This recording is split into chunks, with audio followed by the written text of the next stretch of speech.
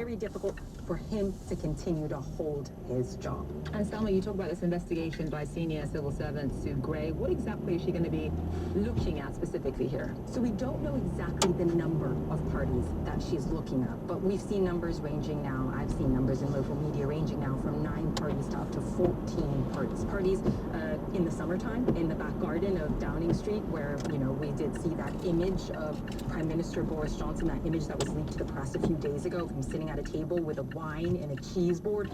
Potentially that could be one of the parties investigated. We already know Prime Minister Boris Johnson admitted to being at the Bring Your Own Booze party. There's also multiple Christmas parties that occurred in 2020. Now you also have the spring incident at a time of national mourning in 2021. And it's not just also to add, it's not just Prime Minister Boris Johnson's administration that's being investigated here. There's other departments in the government as well that could be examined. And what Sue Gray wants to find out is, were COVID rules broken? Were restrictions broken? And more importantly, was the Prime Minister aware of it? CNN's Salma Abdelaziz reporting from London. Now let's take a look at some of the stories making the papers and online news here and abroad with ABC News Radio's Holger Brockman.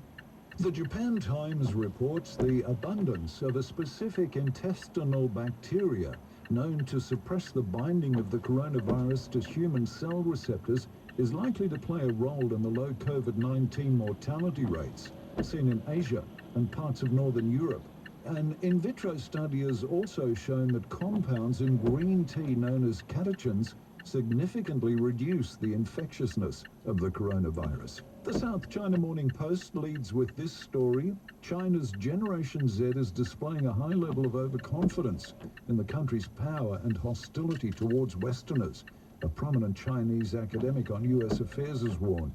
Students have a make-believe mindset, thinking it's very easy for China to achieve its foreign policy goals. Lecturers should help them recognize diversity and strengthen critical thinking, cautioning against nationalism driven by key opinion leaders. The Straits Times says Russia has put in place operatives trained in explosives to carry out a false flag operation to create a pretext to invade Ukraine, U.S. officials alleged yesterday. Russia has amassed tens of thousands of troops on the Ukrainian border. The U.S. says it's laying the groundwork to have the option of fabricating a pretext for an invasion. U.S. intelligence believes Russia could begin the operations between now and mid-February. The Times of India reports with barely 2 weeks to go for Republic Day, Delhi police and the National Security Guard averted a major strike by the